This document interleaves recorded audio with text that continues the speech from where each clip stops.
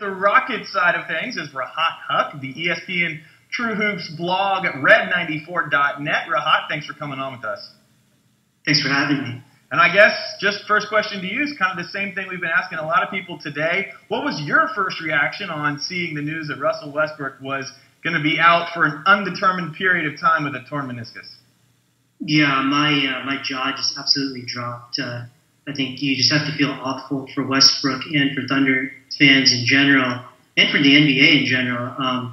Right now, what's happened in the playoffs? You lose Kobe Bryant, you lose David Lee, and now Westbrook. It's just destroying the competitive balance of what you would have seen. I think now the Heat kind of have a smooth ride, and so you just really hate seeing superstars like that go down. Yeah, I guess until someone on the Heat gets injured. That's right. And Rahat, we saw the Rockets come out in Game 2 and play much better. Between that and the Westbrook injury, do you think those things could be the confidence that the Rockets need to maybe climb back in this series? Well, I think, the injury definitely changes, the dynamics of things. But I think just being in a 2-0 hole, it's going to be so difficult for the Rockets to beat this Thunder team, still a very good team without Westbrook. You're talking about 4 out of the next 5 games. They still have Kevin Durant. And typically after an injury like this, you see teams really rally emotionally around that, and they come together.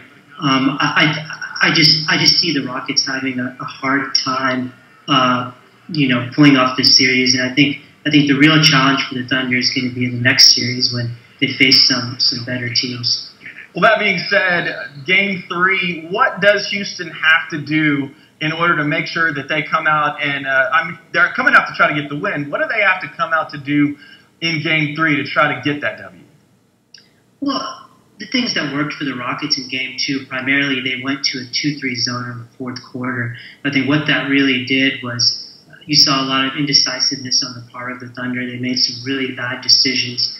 It actually took the ball out of Kevin Durant's hands, and that's something that the Thunder, they don't want to happen. So I think that is something you could see at times, but I think the Westbrook injury really changes that, because the point of the zone was to kind of force Westbrook into bad decisions. So I think you're going to see more man-to-man than you would have seen had he not gone down. I think the Rockets, again, they're going to go to that small lineup, which worked so well with Beverly. For them, they're just going to have to limit Durant now. He's the sole focus now. Everything depends on Durant. They're going to have to throw double teams. And luckily for them, Chandler Parsons historically has done pretty well against Durant. Rahat, a lot has been made, especially here in Oklahoma City, of that play where Westbrook got hurt. What's your opinion on it? Was it Beverly going out and maybe making a dirty play, or was it just a young guy just trying to make something happen? What's your opinion? I feel it was completely within the rules, and I think a lot of people have said afterwards, it's a play that you see very often in NBA games, and pretty much every point guard does that at some point. So I think, it was something that, you could possibly argue it was reckless, but I think had these consequences not occurred, I don't think anyone would have said anything at all. All right, Rahat Huq with Red94.net. Thanks for coming on with us. Thanks for having me.